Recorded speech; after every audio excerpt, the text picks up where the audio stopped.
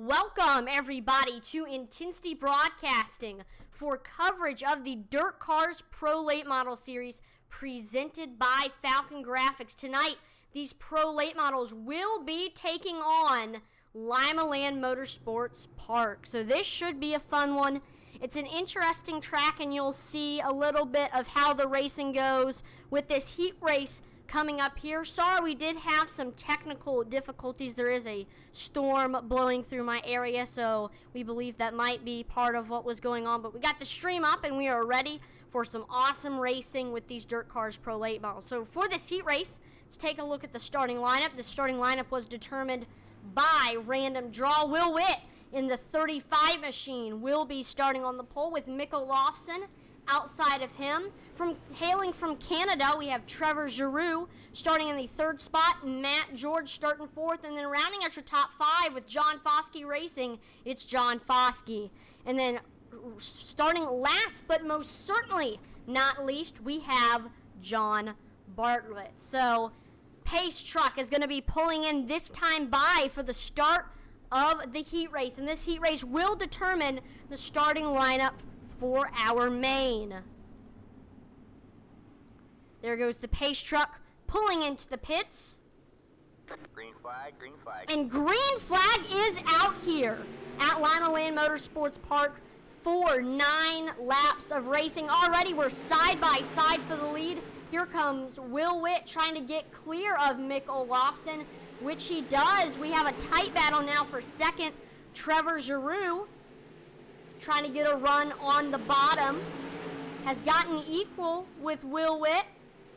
Then you got to be careful of if there is those little tires on the bottom of the track. If you're running that low line, you got to be careful not to hit those in. As I say that, Trevor Giroux is going to take the lead here at Limaland with 5 laps to go, which means we got a battle for second now. Our last race winner at the dirt track at Charlotte, John Foskey, getting clear of Will Witt for that second spot as he's going to try to track down Trevor Giroux. Coming from the back is John Bartlett making his way up to third. Oh, Will Witt makes some contact with the wall. That's going to slow him down and push him to the back of the pack. John Foskey continuing to try to reel in Trevor Giroux for the lead with 3 to go. John Bartlett in third. We got Matt George hanging out in the 4th spot. Mikkel Lofsen is getting overtaken for 5th by Will Witt. He started on the pole and lost 5 positions, and he's trying to get them back before this race ends. Woo, a little bit squirrely off of turn 4's Mikkel Lofsen. Will Witt takes back that 5th spot, and it's looking like Trevor Giroux took the lead early on in the heat race. He's going to be starting on the pole here at Limaland. Second place was our last race winner, John Foskey in the 128. And third place, starting from the back, made his way up, was John Bartlett. We are going to have a 3-minute warm-up to continue to let these drivers get acclimated with Limaland Motorsports Park. Maybe get some more tweaks for their setups. Yes, this is an open setup league, so setups do play a big part in who wins and who loses here in the DIRTKars Pro Late Model Series. But this is, most of all, this is just going to give these drivers some more time to practice. We see CJ Kowalski on Facebook says, "Go Pockets." The only driver, let's see.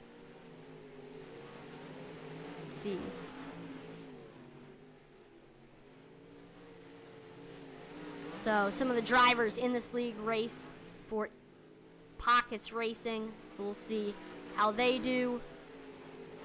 But here we go. I do want to take this time while we're doing our warm-up to shout out the sponsor, Falcon Grafix. And if you don't know, Falcon Grafix is the best place to go on iRacing if you are looking for a fly paint scheme for whatever cars you are driving. They make amazing paint schemes for a minimal fee, and you can have your vehicles looking fly. I know the 75 of Mikkel Lofsen was made by Falcon Grafix. Love the colors on that one. That's one of their designs, and I know they also made this machine right here of John Bartlett's. So that's another awesome paint scheme. So if you want your car to look as awesome as those two, then you gotta contact Falcon Grafix. You can find them on Facebook at Falcon Grafix Design, and from there you can contact them. I mean, overall, it's just amazing company to get your graphics. And they do not just do pro late models. They can do any vehicle from iRacing. I know they just did a 87 car for Mick Olofsson. So check them out on Facebook, Falcon Grafix Designs. Right now, our heat race winner, Trevor Giroux, is currently on the top of the board in practice with a 12.61. He's going to be the one to beat here at Limaland Motorsports Park. You got to watch out.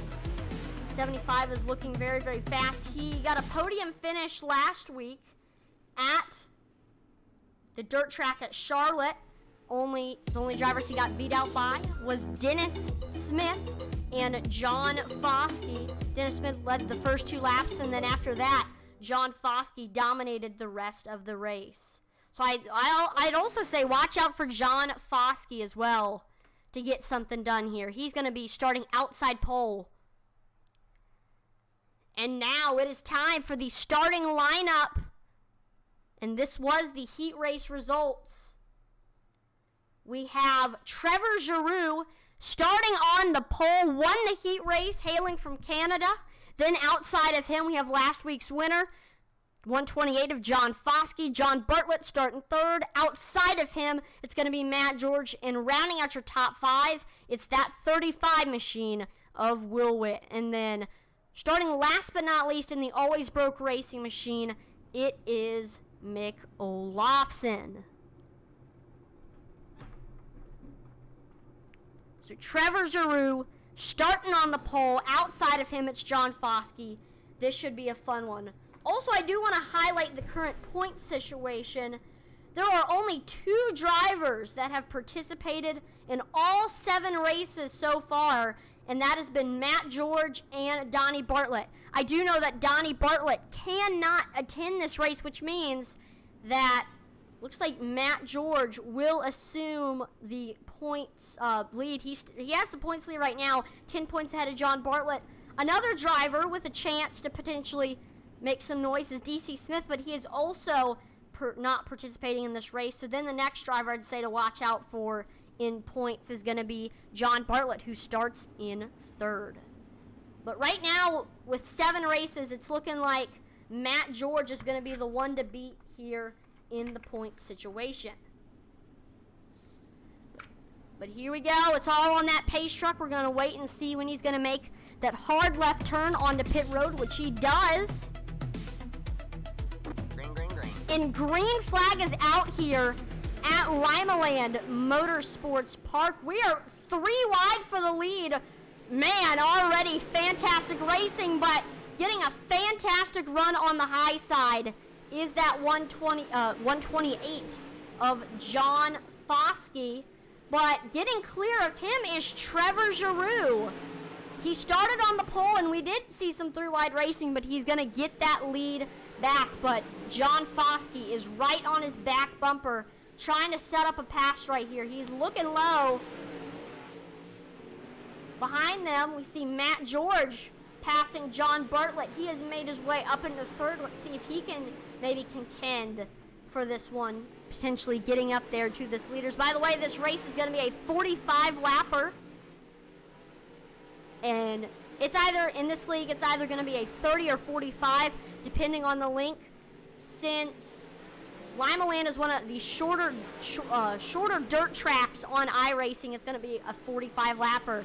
Here comes John Foskey getting about to Trevor Giroux's rear quarter panel. Gets a great run on the bottom. He had the nose there in 1 and 2. And woo. Got a little bit squirrely off of 4 there. That's going to allow Trevor Giroux to to get a little bit of a lead back in front of John Foskey.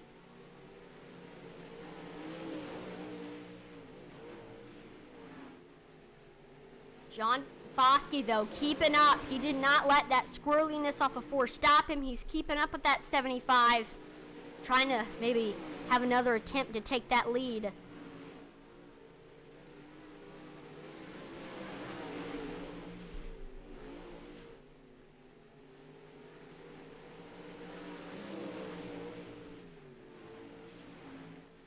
And there he goes, looking under. He has the nose as we enter the backstretch.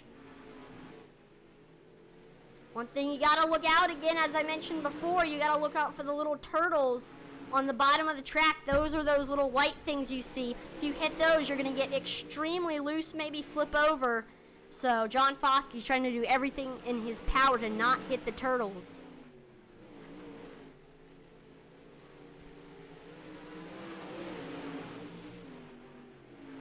There goes John Foskey again, trying to have another bid at the lead.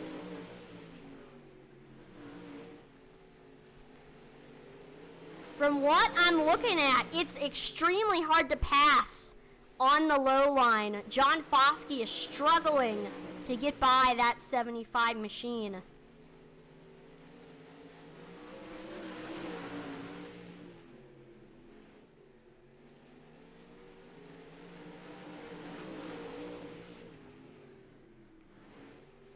I mean, holding strong. He's not giving John Foskey an inch. It's that number 75 machine of Trevor Giroux. Has done a great job holding his lead, not giving up despite John Foskey's attempts at trying to take it. I don't know, before too long, John Foskey may have to start thinking about potentially getting a little bit more aggressive when trying to pass this 75 machine. Time is running out. This is only a 45 lap race. Laps are ticking off extremely quick.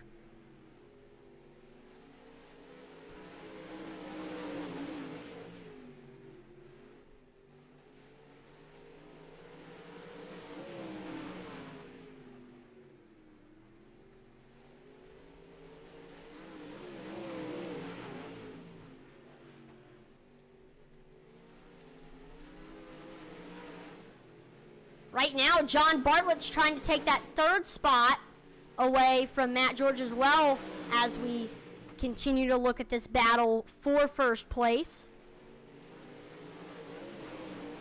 And as they cross the line, we have officially hit 25 laps to go. Time is running out, but John Foskey is starting to get a great run on the bottom. Has actually gone about a car length down a little bit lower than where he was. 75 has gone a little bit higher, but he still can't quite get by that 75 machine. We'll say these drivers are only running 12-second lap times, so they're ticking off laps fast. Getting a great run here with 23 to go is John Foskey. He's got a big gap between him and Trevor Giroux on the bottom. And as I say that, he gets clear. Took him a while to make that pass, but once he did, he is already starting to extend the gap between him and Trevor Giroux. New leader, John Foskey.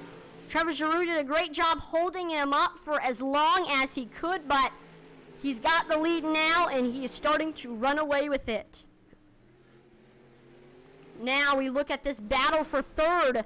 John Bartlett gets clear of Matt George, but Matt George, we see him with the crossover. Oh, he hits the turtle. That bounces him up, and that's going to lose him a little bit of time as John Bartlett's getting a good run on the bottom. He gets back clear of Matt George.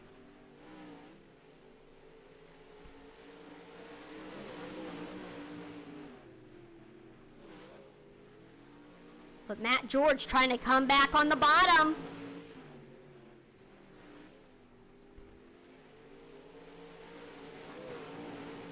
Good run on the high side there for John Bartlett. Back and forth right now.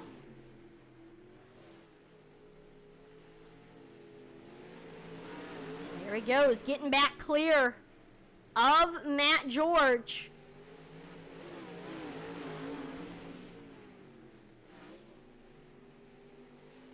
All right, extending his gap a little bit right now, with 15 laps to go right now.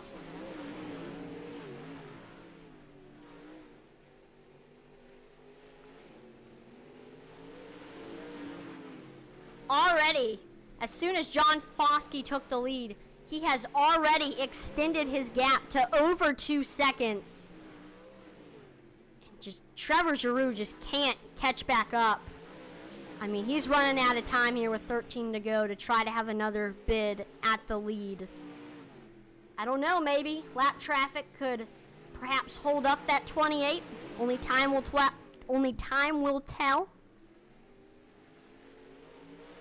Starting to extend his gap a little bit now for third is John Bartlett. It had looked like he had lost that third spot, but he came back, battled Matt George for a little bit, and finally has gotten clear. And right now, with 10 laps to go, the field is pretty much spread out all across the track. No battles currently. So let's just right now take a look at the cockpit cam of that number 128 machine of John Foskey. He has already put Mick Olofsson and Will Witt down a lap. Now he's trying to track down Matt George to maybe put him down a lap.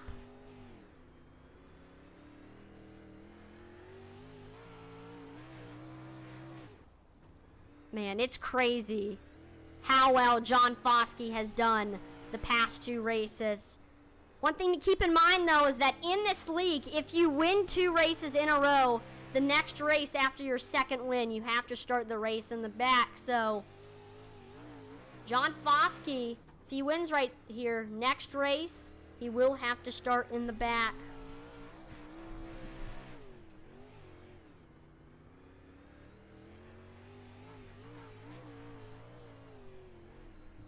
This is only a second race in this league. He raced in season 1, missed the first couple races, and finally came back for race number 7 and won. As you see, he's starting to reel in his next lap car. Mick Olofsson trying to put him 2 laps down now. And his gap between him and Trevor Giroux is 5 seconds. I mean, for Trevor, he can't even see where John Foskey is at. Here's John Foskey getting ready to take the white flag. Took the lead with around 23 to go, and he hasn't looked back. This number 128 machine is extremely fast. We saw it at Charlotte, and now we see it here at Limaland Motorsports Park. Your winner here is John Foskey. Man, congratulations to that 128 machine. We'll pull him in later for the driver interview, but just one heck of a performance for him. Not to be outdone, though, Trevor Giroux did a great job holding him off until he took the lead. Great job to him as well.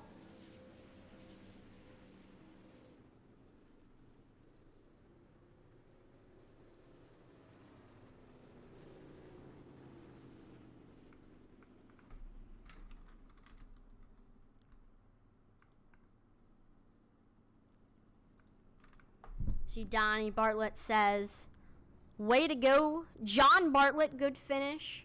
First race with new equipment. Yep.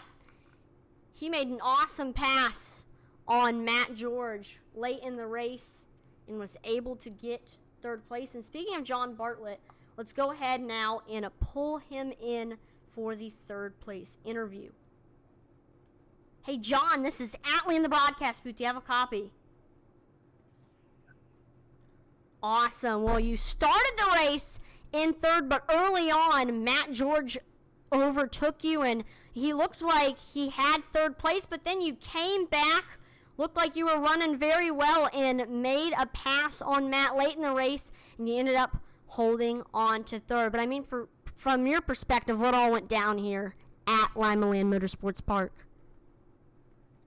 Yeah, we knew John was going to be hard to beat, so I was checking my setups and trying to figure out what I can do with long green flag runs. I knew we wouldn't get much cautions with car count being down. Me and Matt, man, was side by side, slide job after slide job, lap after lap. That was fun. So hats off to Matt. I know I got into him one time. I slid up and got him. So my bad, Matt. But it was fun. He came back and we was going back and forth. And then I seen that the laps were counting down, and I thought I got like 3 seconds away from Trevor, but track slicked off and it was just too late. You ended up finishing 3 seconds behind Trevor, so maybe if a couple more laps you might have been able to catch him, but still, awesome performance. Is there any shout-outs, family members, sponsors you want to thank before we let you go? Thank Falcon Grafix for sponsoring this race. My rap as well. You guys for broadcasting and putting it on. There's a good group of guys here I like racing with. We just have a lot of fun doing it. So for sure. Well, congratulations on third place finish, and hopefully we'll see another good performance next week. Have a great rest of your night.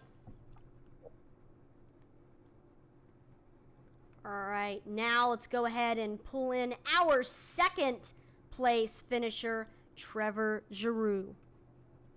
Hey, Trevor, this is Atlee in the broadcast booth. Do you have a copy? I gotcha.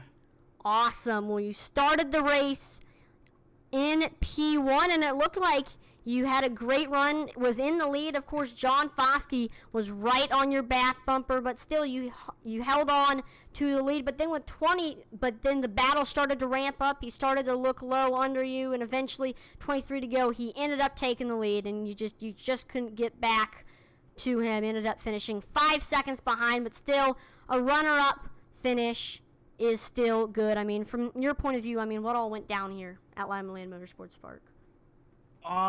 First and foremost, I just want to say a big shout out to John there. I think we ran side by side there for about half the race. I don't think we touched once. So props to him for racing me clean there. I did my best to race him clean. I feel like we had a really good hot rod tonight, a real good Capital Race Cars. Unfortunately, John was just able to run that bottom there. He was able to roll that bottom there a lot better than I could. I just couldn't figure out that bottom there until about 10 laps or so to go, and he was already gone 5 or 6 seconds. But yeah, I mean, we had that middle groove working there for a long time, and then the track just moved down to the bottom a little bit, and we couldn't compensate. But we'll get them next time. Do you think you maybe, if you might have had a couple more laps and the track would have continued to change, you might have been able to maybe get some time back on John?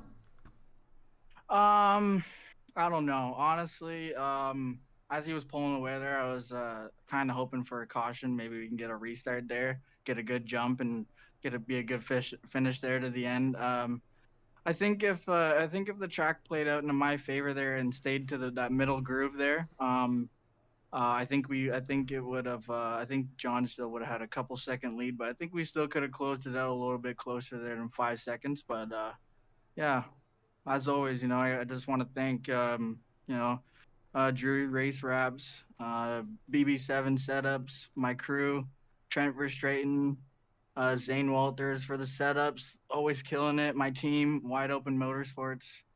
Can't thank those guys enough. Can't thank the league enough. DIRTKars, these guys put on a great show every week, and I'm glad to be a part of it. Awesome run with the second place finish, and hopefully we'll see another good performance next week. Have a great rest of your night. You too. Thank you very much. And now let's go ahead and talk to your winner, John Foskey.